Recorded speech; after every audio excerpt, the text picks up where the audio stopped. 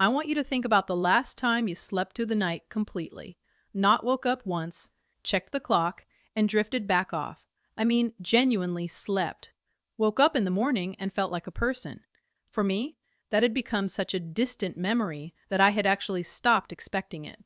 I told myself this was just what sleep looked like at 72. Lighter, interrupted. Something you manage rather than something you enjoy. And I had accepted that, the way you accept that the volume on the television goes up a little more each year and you stop wondering when it happened. But here's what I did not know, and I want to be clear about this. Because I am someone who pays attention, who reads, who is genuinely not in the habit of shrugging at problems. The reason I was sleeping so badly had nothing to do with my age. It had nothing to do with stress or noise or any of the things I had been blaming. It had to do with something I was eating every single night, something I had chosen deliberately, something I was proud of, that was working against my sleep the entire time. 4 months. Every single night. And the most embarrassing part? I thought it was helping. My name is Rose. I am 72 years old, and today I want to walk you through exactly what I discovered. What I was eating, what it was doing to my body while I was trying to sleep, and what I do now instead. Because if you have been waking up in the middle of the night and cannot find a reason, I want you to consider that the reason might be sitting in your kitchen right now, looking perfectly innocent. Let me start at the beginning. About 4 months before my daughter came to visit, and we will get to that visit because it is a story, I had decided to take my sleep seriously. I was waking up 2, sometimes 3 times a night, not from noise, not from pain. Just waking up, lying there, mind slowly turning on like a light someone was dimming up from 0, and then the usual 40 minutes of staring at the ceiling before I could fall back asleep. So I started reading. And what kept coming up over and over was magnesium. Magnesium relaxes the muscles. Magnesium supports the nervous system.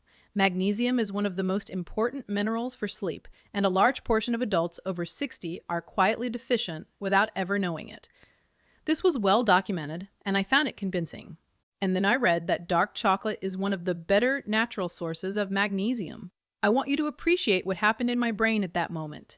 I had just been given scientific permission to eat chocolate before bed. I put the article down. I did not read further. I had what I needed.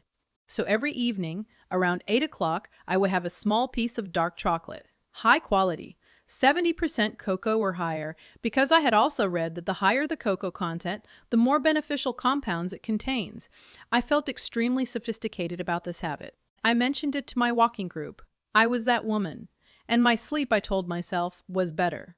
The problem was always the middle of the night, but I had decided the chocolate was helping with that too, because what else had I changed? Nothing. So it must be working. Here is what I had not read. Because I stopped at the magnesium, and the thing about information is that the part you don't get to is usually the part that matters. Dark chocolate contains caffeine, and it contains something called theobromine. Now, before you say what I said, it's a small piece. How much caffeine could it possibly have? Let me tell you the part that changes everything when you are over 60. I remember reading the number and actually saying out loud to nobody, in my kitchen, 30 minutes? No, try 12. Our bodies process caffeine significantly more slowly as we age. In your 30s, caffeine clears your system in roughly 5 or 6 hours.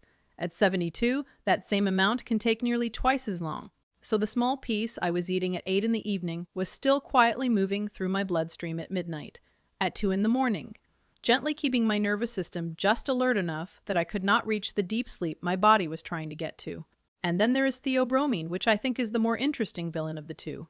Theobromine raises your heart rate. It also raises your core body temperature slightly, and your body needs to lower its temperature to fall into deep, restorative sleep. That cooling is one of the most fundamental things your biology does every single night to prepare you for rest. Every night, without you doing anything, your body starts bringing that temperature down. And every night, I was eating something that was quietly warming it back up. My body was trying to open a door, and I was holding it shut. 4 months. I did this for 4 months while genuinely believing I was helping myself. If any of this is already landing somewhere familiar, if you are thinking about something you eat in the evenings and wondering, hit subscribe right now, because what I am about to share next surprised me even more than the chocolate did. And I think at least one of these will be something you have in your kitchen tonight. Now, my daughter.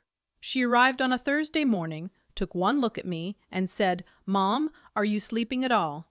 I told her about my routine. I told her about the magnesium. I told her with considerable confidence about the dark chocolate. She made a face. You know the face. The face where someone is trying to decide how to say something without saying it directly.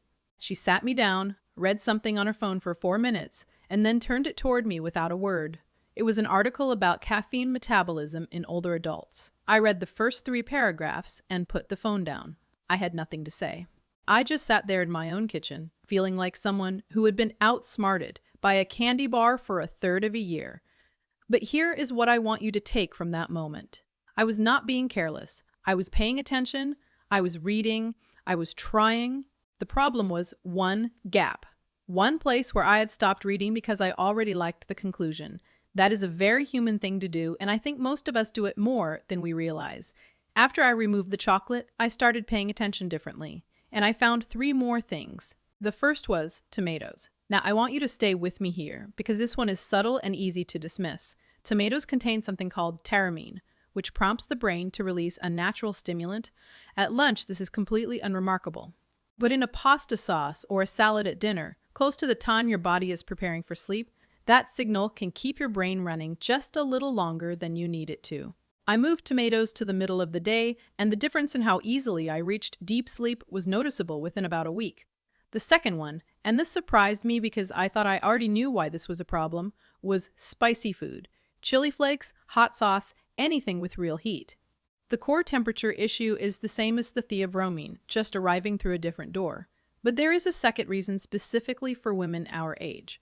The muscle that keeps stomach acid contained tends to weaken after 60.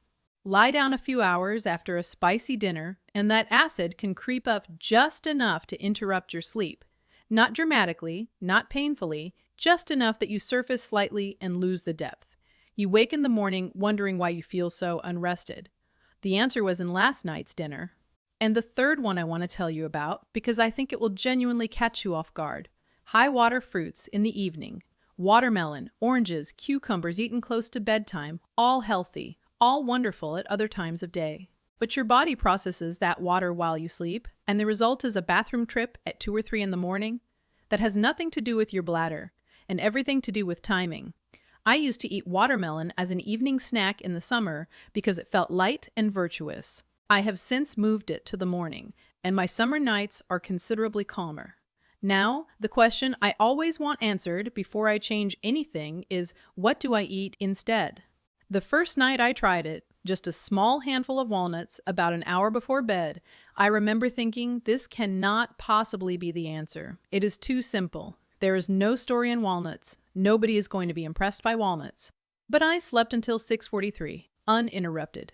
And I lay there for a moment before getting up, waiting for the catch. There was no catch. Magnesium without anything else riding along with it. Doing quietly what I had convinced myself the chocolate was doing. Except this time it actually was. And on the evenings when I want something warm, because there is something about warmth at the end of a day that signals to the rest of me that it is finally over, I make a small glass of plain warm milk. Not chocolate, just milk. Your body converts what is in it into melatonin, your natural sleep hormone. You are not supplementing anything. You are just giving your body a quiet reminder of what it already knows how to do. One note before I go.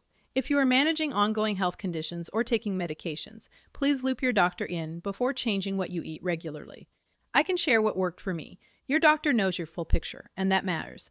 I sleep better now than I did at 65. I want to say that plainly. I spent too long assuming the ceiling was lower than it actually was. You do not have to accept the sleep you have been getting. That ceiling is higher than you think. Leave me a comment and tell me which one surprised you most. The chocolate, the tomatoes, or the fruit? I read every single one. Sometimes what you share down there teaches me more than any article I have read. And if you know someone who keeps waking up at 3 in the morning and cannot understand why, send this to them. That is exactly the person this was made for. In 2 days, I am going to tell you about the one thing I now do in the first 10 minutes after waking up that changed how I feel by noon. Not a supplement. Not an elaborate routine. One thing.